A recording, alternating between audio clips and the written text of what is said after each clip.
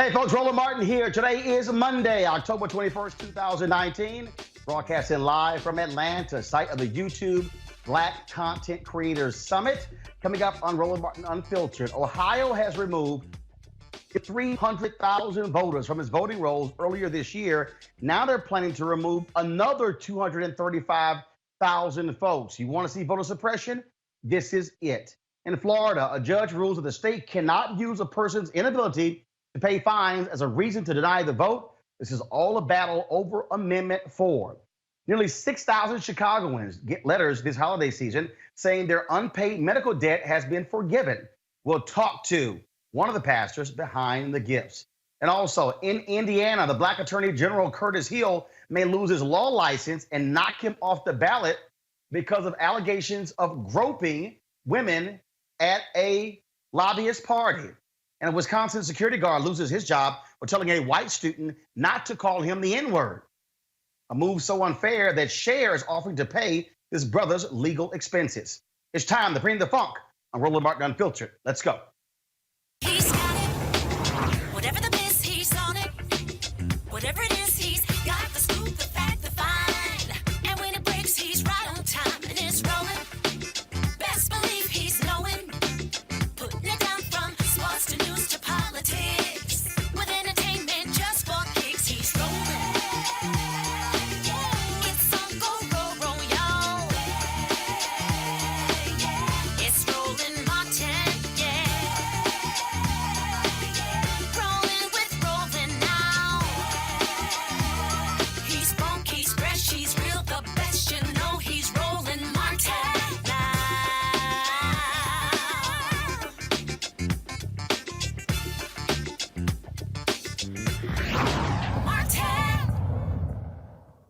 Folks, last June, the conservative majority of the justices of the Supreme Court upheld Ohio's controversial use it or lose it voting law by a 5-4 margin. The law allows the state to purge voters from the registration rolls if they fail to return a mailed address confirmation form and don't vote for another 4 years or 2 federal election cycles.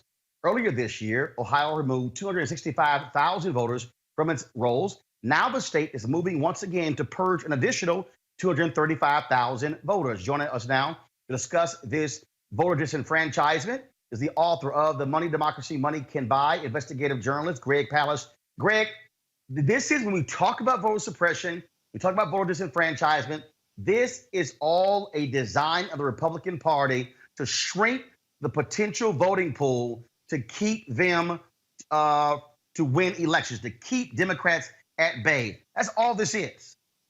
Let me be very blunt about it. I've been investigating vote suppression for 20 years. I've been focusing on Ohio, Georgia, Florida, and a couple of other states. And there is zero question, absolutely none, Roland, that this is a method of keeping Black, young, and other minority voters out of the polling stations in Ohio. It is the purge of now getting to 500,000 Ohioans is completely erroneous. It's not just filled with errors like the New York Times reported. New York Times said 40,000 of 235,000 removals are wrong. I got to tell you, I hired the best database and addressed experts in Silicon Valley.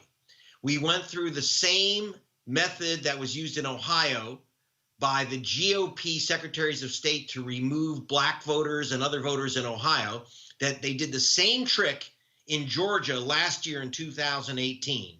And I sued the GOP Secretary of State, a guy named Brian Kemp. He purged 500,000 people, just like in Ohio, while he's running for governor against Stacey Abrams, first Black woman ever to run for a governor in America. And we went through literally name by name, Roland, name by name, and determined that 340,134 voters, over 1/3 voters, were wrongly removed.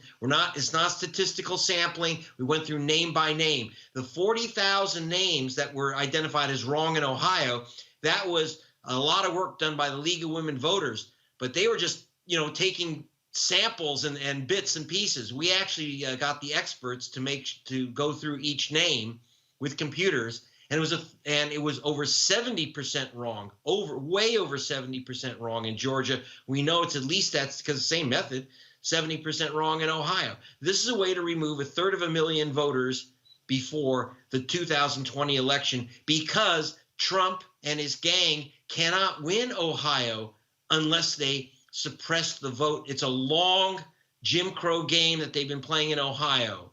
This is not new. But here's the thing, Greg, and this is the key here. It was a white man who sued Ohio, who took this case all the way to the Supreme Court. I keep telling white folks in America, you better, especially if you are a young voter, even if you're an elderly voter, they want to keep them as well. And so I was at a panel on the Congressional Black Caucus Foundation last year, and I told all of the civil rights people, y'all better be trying to also talk to these young white folks, because they are being disenfranchised. In fact, let me explain how they do it and why it's disenfranchisement. That means, by the way, that's a fancy word for getting shafted out of your vote and being wiped off the voter rolls. Why that affects young people, including, by the way, in Florida, my daughter, who is a student. Here's the rule that was used in Ohio in a case that went to the Supreme Court called the A. Philip Randolph Institute versus John Husted, who's their Secretary of State. Husted said, under the National Voter Registration Act, you cannot lose your vote for not voting. Now, you read the papers, you read the New York Times, you read the Washington Post, and say, oh, you're losing your vote because you didn't vote. That's against the law, Roland. It's right in the National Voter Registration Act that you cannot lose your vote for not voting, because in America, you have the right to vote. You also have the right to not vote. So what's going on here? Because John Husted, the Ohio Secretary of State, like Brian Kemp, the guy who stole the election in Georgia, they're using the same trick. They're saying, we're not removing people because they didn't vote. not voting is simply evidence that they've moved. And how do we know? Well, we don't just use not voting. As you mentioned before, you get a postcard. Now, so you don't vote a couple of elections, you get a postcard, maybe you miss another election, and they take you off the voter rolls. Does that mean you've moved because you haven't voted or you didn't respond to their postcard?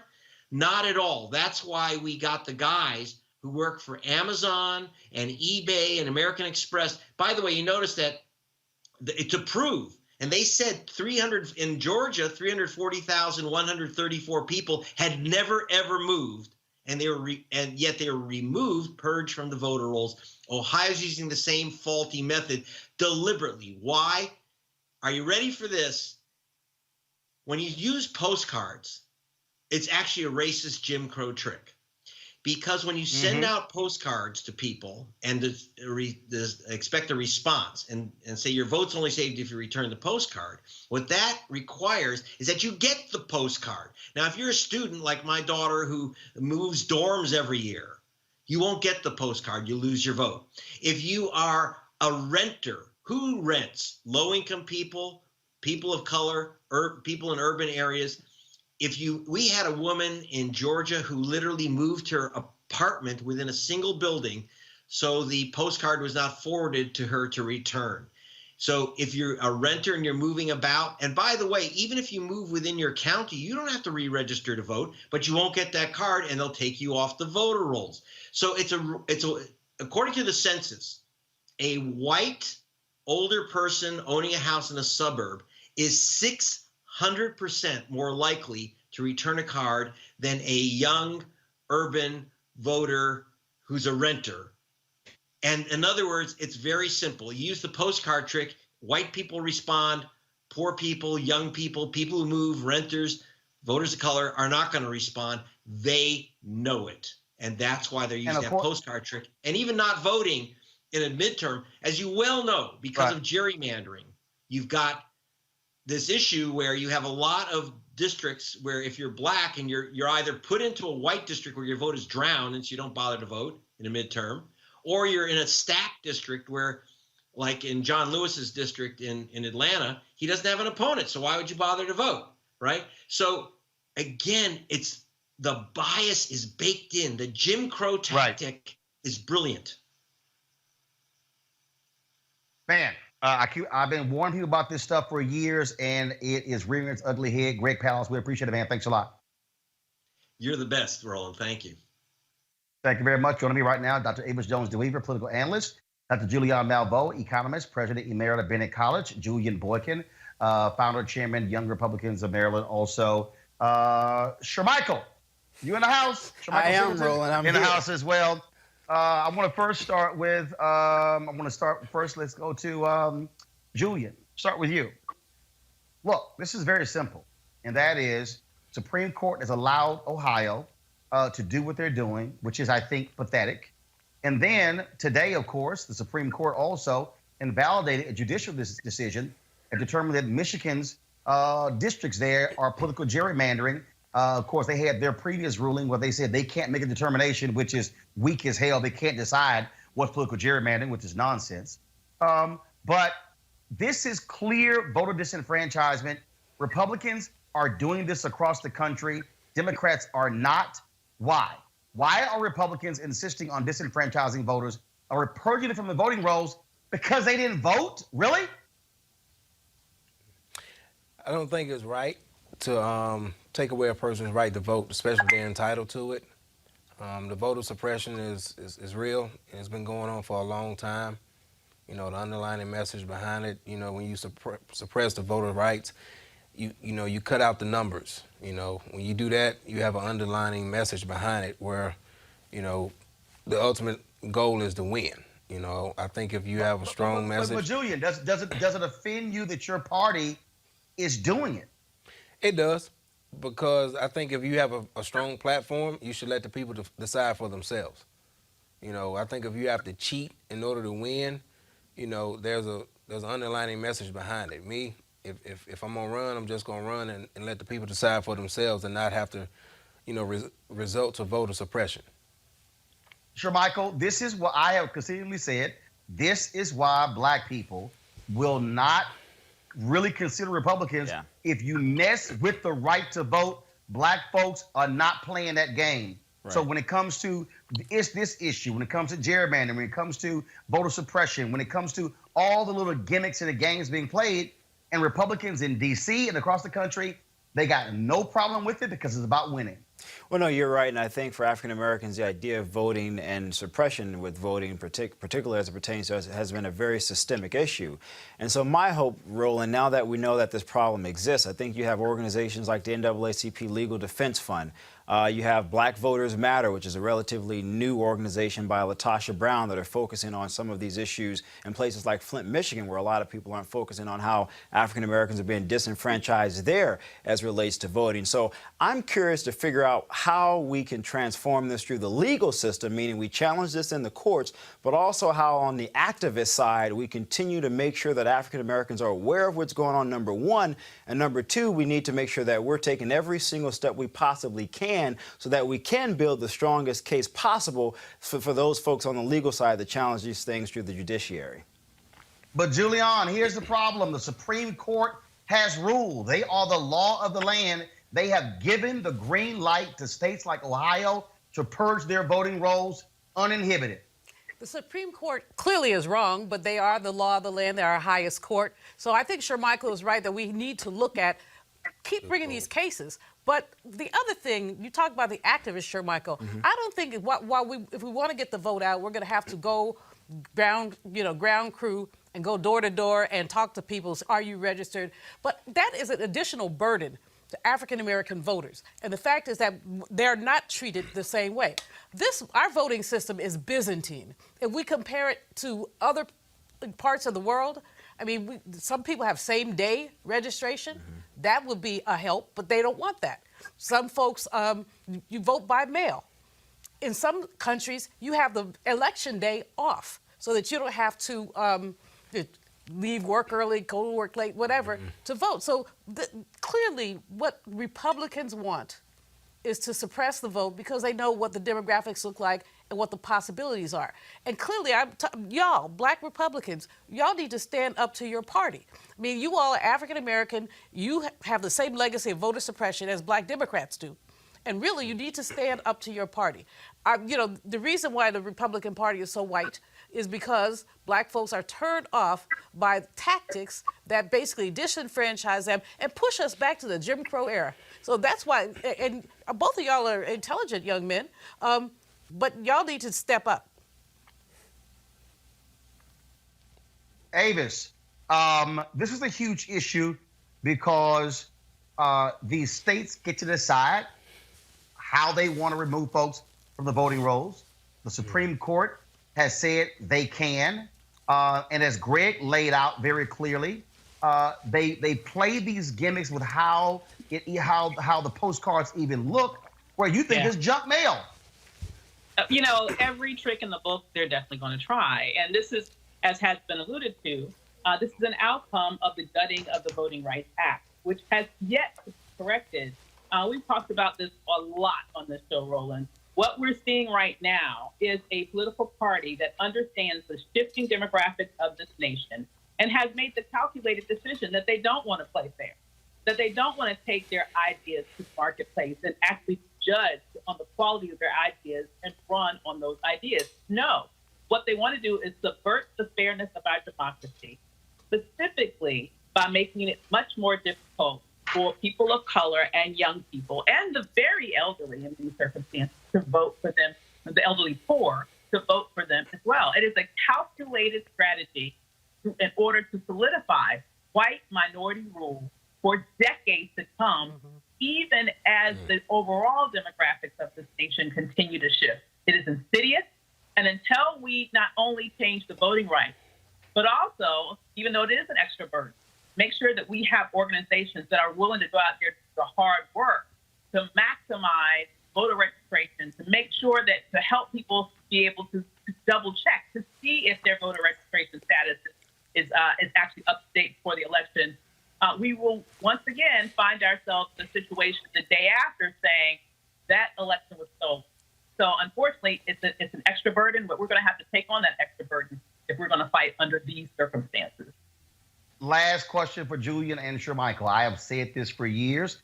To Julian's point, I believe that Black conservatives must speak as a unifying voice in calling out the party when it comes to voter suppression. I think about when Colin Powell, when McCrory was the governor of North Carolina, and Powell went there, and McCrory was sitting in that audience, and Powell called that governor out for his voter suppression tactics. And again, I've been saying this for several years. Why won't Black Republicans, as a unifying voice, stand up and say to the party in D.C., these state parties and local, stop voter suppression, voter disenfranchisement? Who do you want first, Roland? Take your pick. One of you. Go ahead. Go ahead. So, I mean, look, Roland, I think a lot of people are concerned with self-preservation, right? How can I prolong my status in the party? How can I seek financial gains and whatever other benefits they may find intriguing for themselves?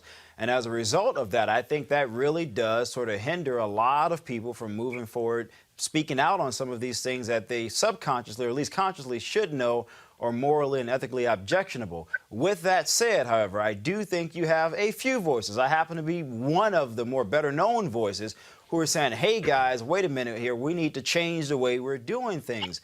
You talked about how the demographics are changing, at least Dr. Avis did. The reality is when those demographic changes become more transparent in the next 10 years, Roland, most urban centers are going to be overly populated by Black and brown people. What that means is, electorally speaking, as it relates to national politics, most states will be able to decide who's going to be the victor of said state. And more than likely, those states are going to lead blue, which means Republicans are going to see a decreasing number of states to rely on for electoral advantages. So while they're playing around with these, I guess, strategies, if you will, where they have seen some judicial success, in the long term, Roland, those successes will not overstand what the reality is, and that is the demographic changes. So I agree with the premise of your question that more Black conservatives should speak out.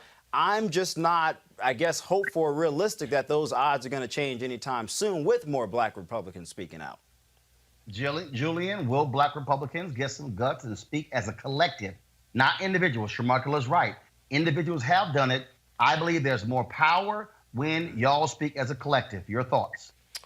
Definitely more power in numbers. I think we need a lot more Black conservatives.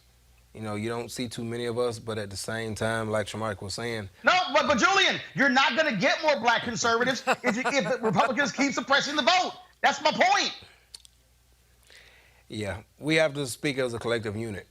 And with that, you know, we have to, once we speak as a collective unit, we have to stay together.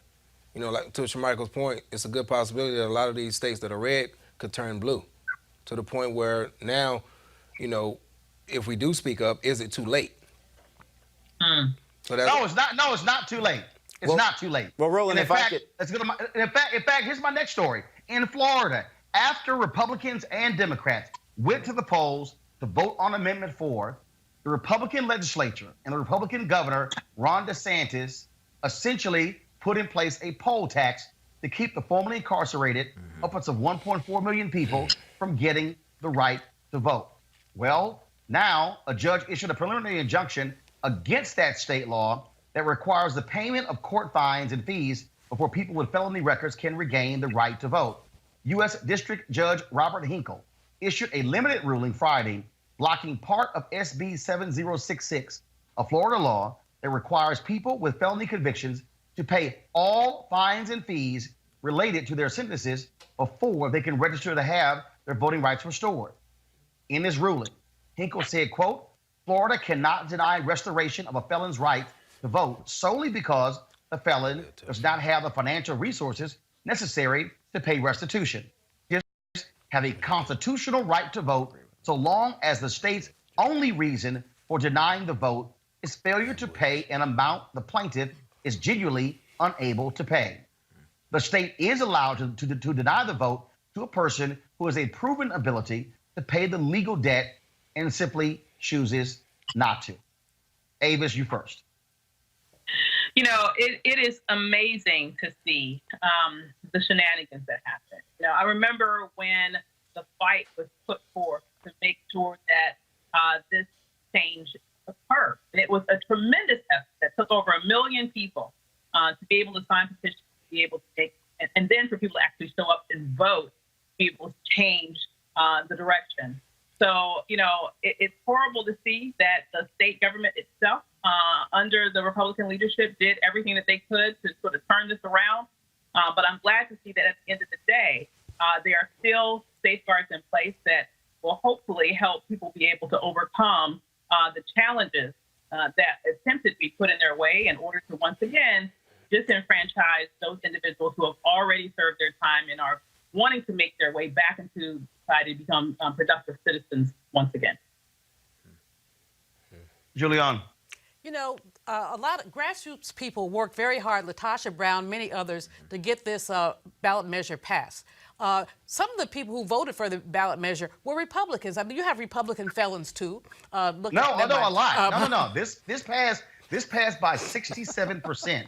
Desmond Meade and his wife Sheena Meade were leading this effort. Desmond, of course, was formerly incarcerated. It took them 10 years to get this on the ballot. Republicans voted for this. It passed by 2/3 majority, but the legislature said, the hell with the voters, we're going to still put in a new wrinkle. And so, Roland, when you look at the legislature, basically they're morally bankrupt, but that doesn't matter. And the problem that I have with this is that this judge was a good judge, ruled, I think, correctly, but you see the courts being stacked. If this comes up 5 years from now, 7 years from now, this same issue, who's going to be the judge? 45 has been packing the courts. So first of all, right on to the people who got that amendment passed. Secondly, the legislatures in Florida need to be checked. And thirdly, we need to look at judicial appointments because all these things, all this gerrymandering, this is the last gasp of white supremacy. Sure, Michael. Bottom line is what happened here in Florida was ridiculous. Voters, and this happens across the country, where voters have made decisions at the ballot box, and Republican legislatures have gone back to try to undo and overturn what the voters decided. Well, look, Roland, I mean, I think this is a huge missed opportunity by Republican legislators there and also the Republican State Party of Florida. I mean, if I was advising them, here you have an amazing opportunity to target and outreach to African Americans around this issue. If you look at some recent polling from the Pew Research study, an overwhelming majority of African Americans say that they consider themselves to be either conservative, moderate, and thirdly, liberal. So that tells me that at least culturally, there are some things that I think if conservatives were smart, they could champion some ideas based upon those dispositions to African Americans. But instead, what you do is take a position where you immediately turn off every single person. And there's a famous quote that Jack Kemp said, the former Republican congressman, "It does not matter how great your ideas are if people don't feel they care about you first." And that's one of the biggest hurdles that the Republican Party continues to have.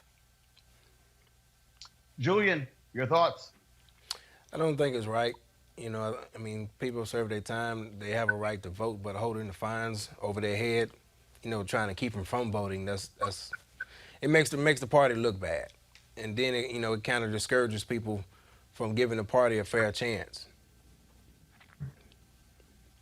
And it makes no sense whatsoever. We'll certainly keep watching this story to see exactly where it goes next, but we're hopeful folks will actually get their right to vote. All right, folks, got to go to a break. When we come back, we'll talk about churches in Chicago banding together to pay off the debt of 6,000 people. It's a great story. We'll discuss next. Roland Martin Unfiltered. You want to check out Roland Martin Unfiltered? YouTube.com/Roland S. Martin. And subscribe to our YouTube channel. There's only one daily digital show out here that keeps it black and keep it real. It's Roland Martin Unfiltered. See that name right there? Roland Martin Unfiltered. Like, share, and subscribe to our YouTube channel. That's YouTube.com/Roland S. Martin. And don't forget to turn on your notifications so when we go live, you'll know it. All right, fam, it's almost that time. The holiday season, of course, is, for many of us, the favorite time of the year. Now, whether you celebrate Halloween, Thanksgiving, Ramadan, Christmas, Kwanzaa, New Year's, all of these, of course, from October to the end of the year, this is when you think about spending time with the people you love the most. This is also the time to count your blessings and support those less fortunate and look at how you can have an impact on their lives. Well, I have the perfect opportunity for you to be a holiday hero. have a major impact on other families. Here's the deal. Right now, hundreds of thousands of Americans are sitting in jail without being convicted of a crime. Why? Because they lack the financial resources to pay their bail. Now think about it. If you are arrested for any minor offense, you'll be taken directly to jail. If you don't have bail money, whether it's a few $100 or a few $1,000s, you will stay there until a court date is scheduled. Now that could be days, weeks, or even months. America's bail system is broken and has created a two-tier system of justice, one for the rich and one for the poor. Folks, freedom should be free. That's why the Ebony Foundation is partnering with the Bail Project and is sponsoring the Home by the Holiday campaign. With your help, our goal is to bail out 1,000 people by New Year's Day. Now, how's that for a holiday gift? A donation from you can change someone's life tomorrow, and here's why it is critical. People of color represent upwards of 90% of the jail population across the country. It ranges from 50 to 90% depending upon where you are. Of course, then when they stayed in jail, 90% of people with misdemeanors ended up pleading guilty. However, when bail was paid, 50% of the cases were dismissed and less than 2% received the jail sentence. Sometimes justice needs just us to join the fight. Folks, you can be a holiday hero by donating $25, $50 or more to help the Ebony Foundation bring our brothers and sisters home for the holidays. To donate, go to homebytheholiday.com. It's HOMEBYTHEHOLIDAY.com. And of course, the Ebony Foundation is tied to Ebony Magazine. And so we certainly appreciate the work that they're doing to assist those who are most in need. Nearly 6,000 folks in Chicago will get letters this holiday season saying their unpaid medical debt is forgiven. That's one hell of a gift, folks. This is the work of a number of churches there in Chicago. Joining us right now is Reverend Otis Moss, senior pastor of Trinity United Church of Christ in Chicago. Pastor Moss, glad to have you on the show. So how did this thing begin? Where did it come from? Well, it began with a conversation with myself and Reverend Tracy Blackman, who is the National Justice and Witness Minister for the United Church of Christ. There was an article in the New York Times of a foundation entitled RIP Medical Debt. And two seasoned saints, elders, had gathered together and said that they wanted to forgive the debt of people in New York. And as a result of getting their friends together, they were able to raise $12,000, and they were able to purchase $2 million worth of debt and forgive the debt for people in the New York area. So we decided to get into some holy mischief together, and that we would conspire and pull together churches so that we could forgive debt, specifically in Cook County, more specifically in the poorest zip codes in Chicago. This would not be about those who were members of the church. It was the call of the church that we are to be the church, to reset the moral compass, not only in our city, but nationally. That we believe that this is more than a moment, but a movement, especially with a broken healthcare system where greed has taken over. So think about this, Roland. We raised $38,000 and we purchased $5.3 million of debt in the poorest zip codes in Chicago. Individuals will get a letter that will say, have a wonderful and blessed Thanksgiving. All your debts are forgiven. And just list the names of the churches. We're very clear that many of you will never come to one of our churches, darken the door. That's not what this is about. This is about living out compassion, restoration, and empowering our community in a culture that is so greed-centered that is profiting off the misery of our people. Of course, you made this announcement yesterday in the pulpit, and here it is. Able to raise funds to purchase $5.3 million worth of debt in the city of Chicago and Cook County. They will receive a very special card before Thanksgiving, completely anonymous. They don't know that this is coming. The card will simply say, have a wonderful Thanksgiving. We want you to know that all your debts have been forgiven. Reverend Moss, since you made this announcement, have church members or others reached out to you and said, hey, let's go higher, let's do more of this? Or because it's not just your church or churches, individuals could actually do this. Absolutely. Individuals can do this and have been. People have reached out to us. What we're planning to do is that our denomination, United Church of Christ, all of our churches are going to be part of a Giving Tuesday under the leadership of Reverend Tracy Blackman, where every church in the denomination is going to be focused on relieving medical debt. We are going to be talking with the AME Church, the AME Zion Church, the Progressive National Baptist Convention, the National Baptist Convention, Lot Carey, the PAW, the Pentecostal Assemblies of the World, Church of God in Christ and Full Gospel, to say, let's be the church. No more plain offerings, no helicopter offerings. This is going to be about releasing people of debt, beginning a movement, and pushing forward the agenda that we can no longer have predatory capitalism as the centerpiece in America. This is also, I think, one of the things that people need to understand, that we talk about the church helping those in need, helping the poor in need.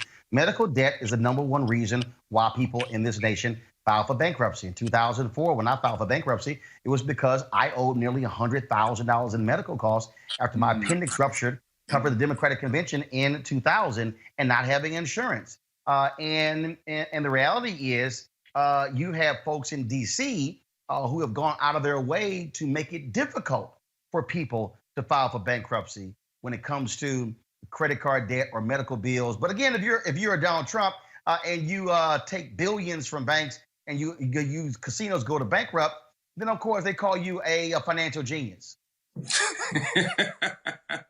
A financial genius is an interesting term to utilize for the person who is occupying public housing in Washington, D.C. at this moment. But what is so very clear is that, let me share with the audience. So we purchased the debt, $38,000, $5.3 million. So the hospitals had already written off the debt, and then they were selling it to debt collectors who are looking at this as a predatory opportunity in order to ensure that a certain group of people will become wealthy. Now, the ironic and the God move, which is interesting, the person who runs the foundation, RIP Medical Debt, used to be a debt collector, and his conscience was bothering him that he was making money off of the poorest people. So when you wipe out medical debt for someone who's trying to decide, should I keep the lights on? Should I buy food for my children? Do I pay the utilities? The medical debt is always going to be the last thing on the list. Then it destroys your credit. And when it destroys your credit, then it makes it difficult for you to be able to purchase a home. So we keep people in a cycle of poverty. And I believe that this type of movement, you can have people on both sides of the aisle who can say that I want my moral compass correct. I believe in compassion and restoration, and I want to see the empowerment of communities, especially those who are the poorest of the poor. Well, it's certainly a great thing you and others are doing there. We certainly appreciate it, and hope that folks will join this effort. And what's the website again? The website is ripmedicaldebt.com. That's Rest in Peace Medical Debt. You can also use the hashtag #BeTheChurch. Encourage your pastor. Encourage a member of your denomination. Tell them to join the movement, that we're going to change and transform the way that we think about healthcare in this society. Because as a person who is a part of the Christian tradition, we follow a person who is a healer who does not care if you have a pre-existing condition, who will ensure that you are empowered, that you are lifted. And even if you don't say thank you, he will not take back the healing nor send a debt collector after you. All right, Pastor Otis Moss III. I appreciate it, man. Thanks a lot. Thank you, brother. You all take care. All right. Sir Michael, are we going to see Paula White or Franklin Graham do something like this? I mean, look, Roland, No. I would be surprised, but I think the whole idea of our health care is an issue that's going to only become more, I guess, large scale, if you will, as it relates to politics. I think in the next 10 or 15 years, when you think about issues, what are going to be the 2 or 3 most critical issues for both political parties? I think when you think about wealth and income inequality, I think healthcare is probably going to be number 1. And so I think for the Republican Party, they're going to have to some kind of way figure out how do we tackle this problem from a conservative disposition. A lot of Republican voters who live in those rural areas, who live in Appalachia, for example, some of those folks don't have a doctor that's close to them. Sometimes the nearest doctor is over 100 miles away. At some point, some of those folks are going to realize, you know what? I know I vote consistently for the Republican Party, but now my grandmother's impacted by this. My mom, my dad's impacted by this. So at some point, I think the Republican Party is going to hit a reality check where some of their most ardent supporters are going to say, we demand you guys to do something on this. And so it would be wise for them to do something now versus later, because I think the political ramifications of waiting till later may be something that is detrimental to the party. This, Julian, is what is great. All people out there who are haters of churches, what y'all gonna say now? What you gonna say now? Because there's a whole lot of people who hate on churches, but this is the church as a collective moving to help citizens in this country. And it's really revolutionary, Roland, because the reverberations should be large. You talked about poor credit scores because you didn't pay your medical debt. Well, sometimes your credit score is a factor in whether or not you can get a job. So if you want to pay your debt and you go to get a job, but you have the poor credit score, you're in trouble. This is, I really, Otis Moss is, basically fearless leader, and Tracy Blackman as well.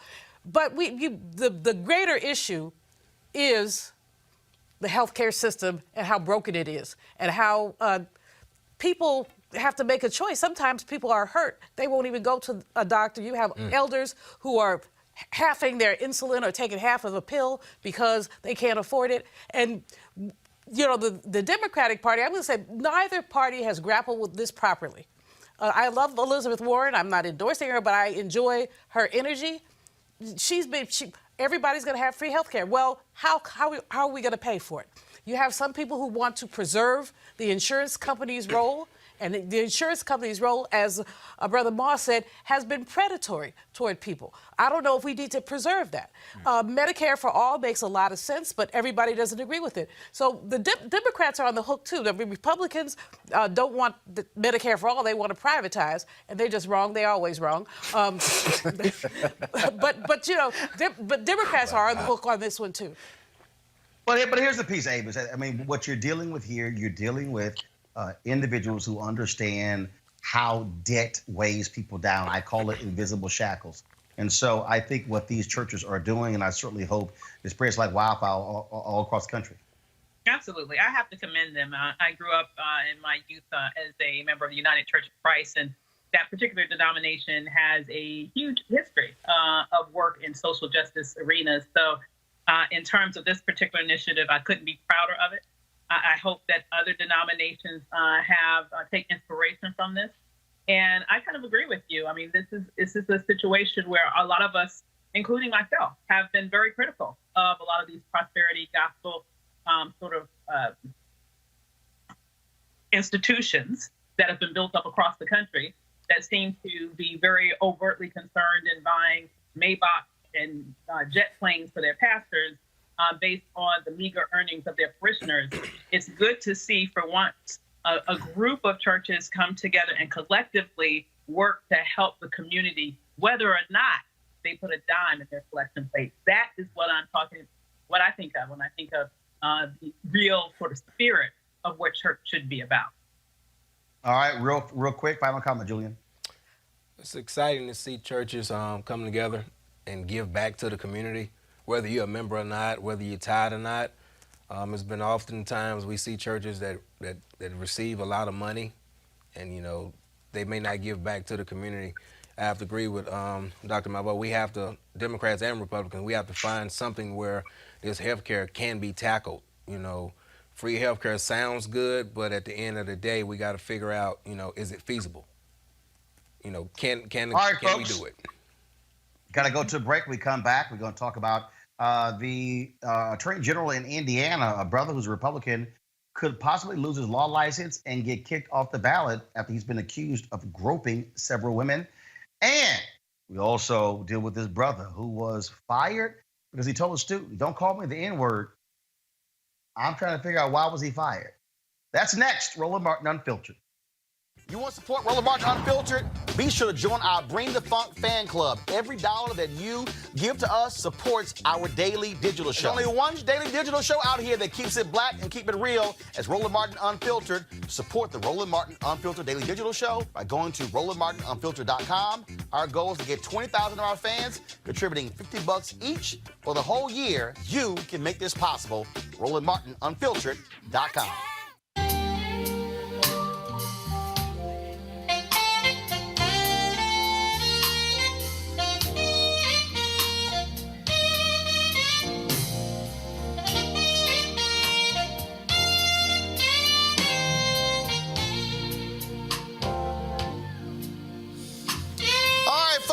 Luxe Jazz Experience taking place in Cabo, November 7th through the 11th. Of course, if you want to attend, go to lifeluxejazz.com, LIFELUXEJAZZ.com. But if you cannot be in Cabo for those 4 days, 14 different amazing artists, then, of course, you could live stream it. Get your live stream pass at GFNTV.com.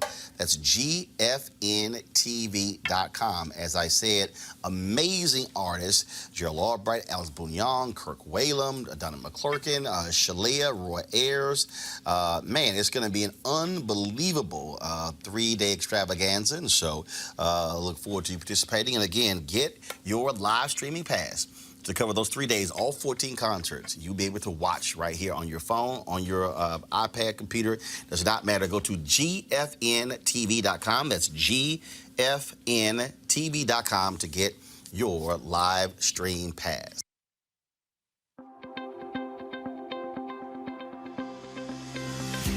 The Accelerator has been a great eye-opening experience. It's a chance to step back from yourself, step back from your organization, look at your goals and your missions in a different light, and to reflect on what you're really doing. I never had a business background. I started a nonprofit because I was passionate about food justice, food insecurity. Honestly, I was frustrated because I was trying to find someone or that group of someone's who was responsible for this problem and who should be doing something about it. But then I realized that I'm someone who wasn't doing something about this. This accelerator has been tremendous for us to come together with multiple entrepreneurs on the same issue, and I no longer feel alone. The Business Accelerator through the American Heart Association has taught me all the skills necessary to develop a sustainable organization. Thank you so much, American Heart Association. This opportunity has been wonderful. This money is going to go towards developing the SugarX watch and also developing a solution that better fits the lifestyles of diabetics. All right, folks, again, that was, of course, the American Heart Association Business Accelerator Program. I emceed that on Thursday, and we look forward to actually streaming the full program. So certainly congratulations to those young brothers who came in first and second place with some phenomenal ideas when it comes to healthcare. In Indiana, the Attorney General Curtis Hill is fighting disciplinary charges that could cost him his law license over claims he groped women in a downtown Indianapolis bar in 2018. The hearings began today in the attorney discipline case stemming from the accusations of 4 women who say that Hill inappropriately touched them at a March 2018 party celebrating the end of the General Assembly session. Hill has repeatedly denied any inappropriate behavior. Hill is a Republican and has served as Indiana's Attorney General since 2017. He is the state's highest legal officer after winning the seat in 2016 with 63% of the vote. And if he does lose his law license, he will be kicked off the ballot because he's running for re-election, be kicked off the ballot for 2020. All right, our last story here is crazy. Marlon Hill, a security guard at Madison West High School in Madison, Wisconsin, was fired because of his use of the N-word. He says he used the N-word while asking a student to stop using the word against him. Here's Hill explaining what the heck happened. I made a conscious decision to address the word because it is an epidemic. Our kids use it just every day. You have no tolerance for a word, but yet you allow a student to call me that word over 15 times without correcting that behavior. My father was called this word, my grandmother, my grandfather, and keep going on down the family line. We were all called this word, and not one of them could say, don't call me that. I can. And I shouldn't be punished because I have the right to tell somebody not to call me this word. Hilla's getting a lot of support, and in fact, Cher says if he chooses to sue, she'll pay his legal fees. I want to start first with Dr. Avis Jones-Weaver. Avis, I tell you, look, this is something that I have spoken out for quite some time. I've said to folks, if you use the N-word to me on my timeline, I will block you on social media. I don't let people call me that in person. I don't allow people to refer to black folks as the N-word in my presence, if that's what you want to do. And for this brother to get fired because he told us he used the word and telling a student don't use it, that to me is absolutely idiotic. It is idiotic. It is infuriating to say that, well, it's a zero tolerance policy. This just really shows just the idiocy of any sort of policy that does not take into context actually what's happening at that moment. It's amazing to think that it was okay for him to be peppered with that slur over a dozen times. And finally, when he says, do not call me that, he's the one that has to pay with his job, with his livelihood, with his ability to take care of himself and his family. It's absolutely outrageous. And I hope that he takes Cher up on her offer and sues the daylights out of her. I don't get it, Shermichael. I don't get how this man, in standing up for himself, affirming himself, he gets fired? Yeah, I mean, Roland, this is a prime example of people being stuck on stupid here. And if I was an attorney, I would certainly advise him to figure out whatever legal means he has to sue. I don't think this was legitimate grounds to fire someone. He wasn't using it as a racial slur. He was merely saying, I am a person who demands respect. You will not use that word towards me. I think he actually should be applauded for that. And as you saw in his own statement, he understands the history behind that word. And he made very clear, look, we have ancestors who were not able to defend themselves in spite of being dehumanized. I have the opportunity and the luxury to do so, and I'm going to take advantage of that. And so I think this was just a stupid decision. Julian, I make clear to people, I don't want to hear your BS when it comes to the N-word. I don't want to hear this nonsense. Oh, we're reclaiming the word. I remember when Vanity Fair had a big cover story of Kendrick Lamar. And he talked about when a white girl came on stage and was singing one of his lyrics and she used it, he stopped the concert to admonish her. And he was like, can we please just have it to ourselves? And I was like, hell no, get that shit back. I'm like, why the hell would I want a damn word that's used by oppressors against us? Get that bullshit back. Y'all can have it. I don't know what to say. We live in a society now where you have the younger generation where they will use the N-word freely in a normal conversation. And the sad part is, it's not African Americans. It's Caucasian, it's Hispanic, it's other nationalities that's using the word that's not African Americans. And that's a word that was used to derogotize our race as a whole. When I read the article, I read where the student was black and, Mr. Anderson was just trying to break up the incident between the student and I think the assistant principal. And the student was yelling, explicit language, vulgar language, and using the N-word itself. And, the security guards were saying, hey, do not call me the N-word. And I don't understand how standing up for yourself and just talking to a student and, saying, hey, do not call me this N-word is grounds for immediate termination. And, Mr. Anderson is a union employee, so I know the union will do the right thing and step in and make sure that, it has to be something that you got to show me where it says if you use vulgar language, you are automatically terminated. But he was using it in a way to defend himself. And I'm like, if a man can't defend himself, against a adolescent, to teach, to teach an example of, hey, you don't say that to people, then what line of defense does he have? And then Mr. Anderson also talked about the effect that it has on his wife and his 3 kids, where his health insurance is about to run out due to the fact that he doesn't have a job. Yeah. So it's great that Sherry is stepping in for the legal fees, but what about, his everyday expenses that he needs to be able to provide for his family?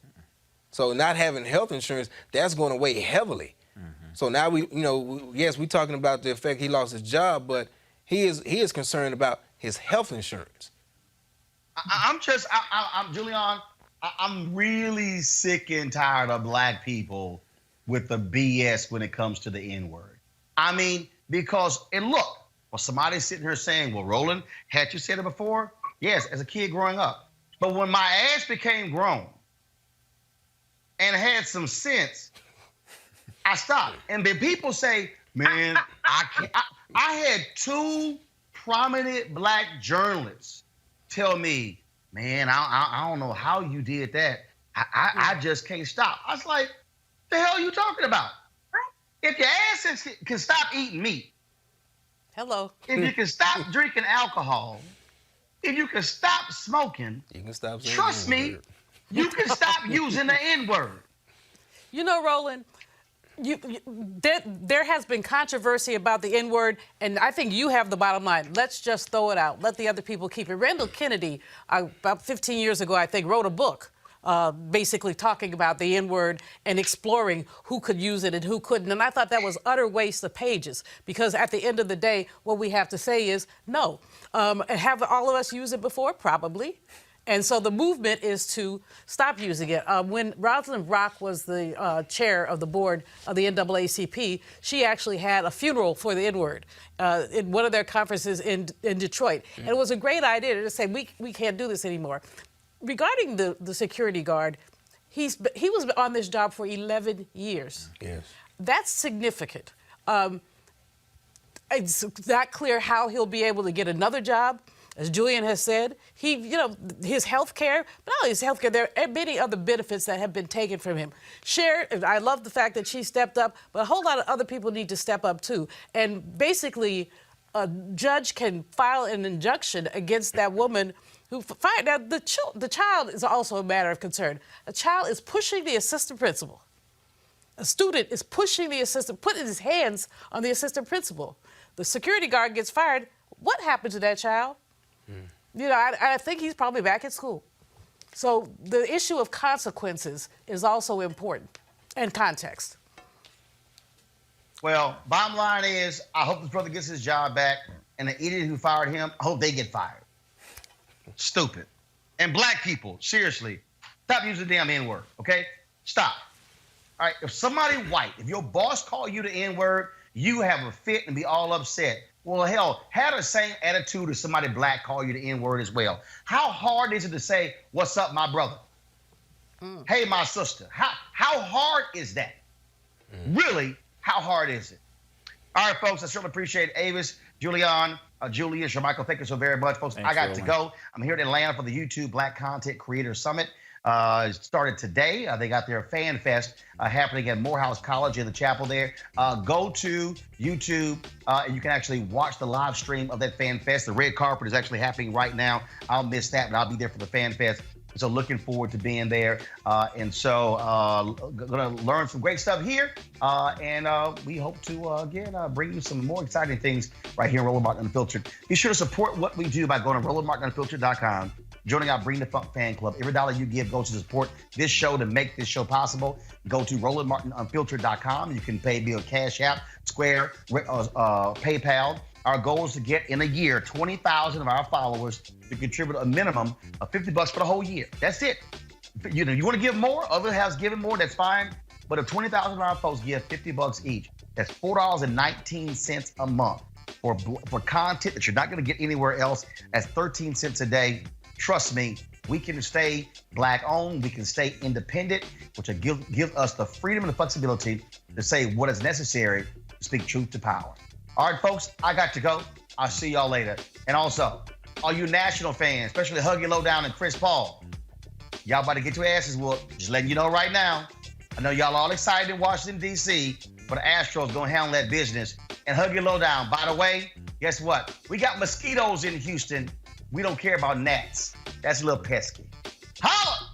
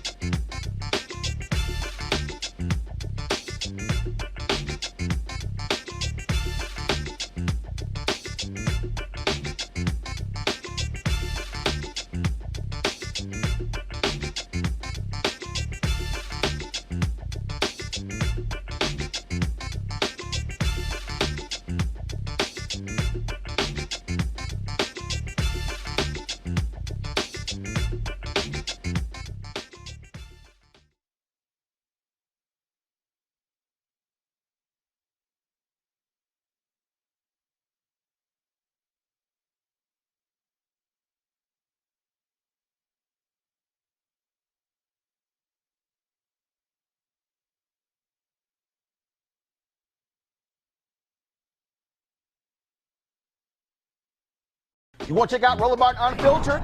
YouTube.com/Roland S. Martin. And subscribe to our YouTube channel. There's only one daily digital show out here that keeps it black and keep it real. It's Roland Martin Unfiltered. See that name right there?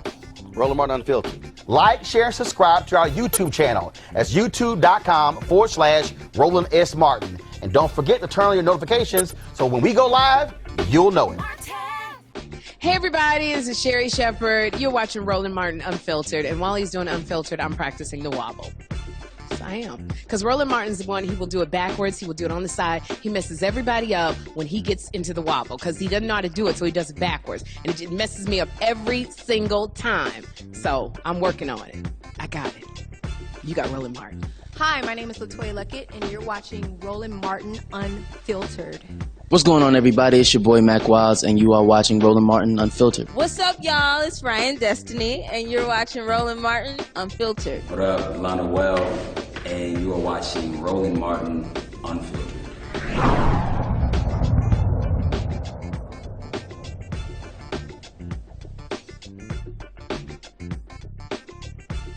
You want to support Roland Martin Unfiltered? Be sure to join our Bring the Funk fan club. Every dollar that you give to us supports our daily digital show. There's only one daily digital show out here that keeps it black and keep it real as Roland Martin Unfiltered. Support the Roland Martin Unfiltered daily digital show by going to RolandMartinUnfiltered.com. Our goal is to get 20,000 of our fans contributing $50 each for the whole year. You can make this possible. RolandMartinUnfiltered.com.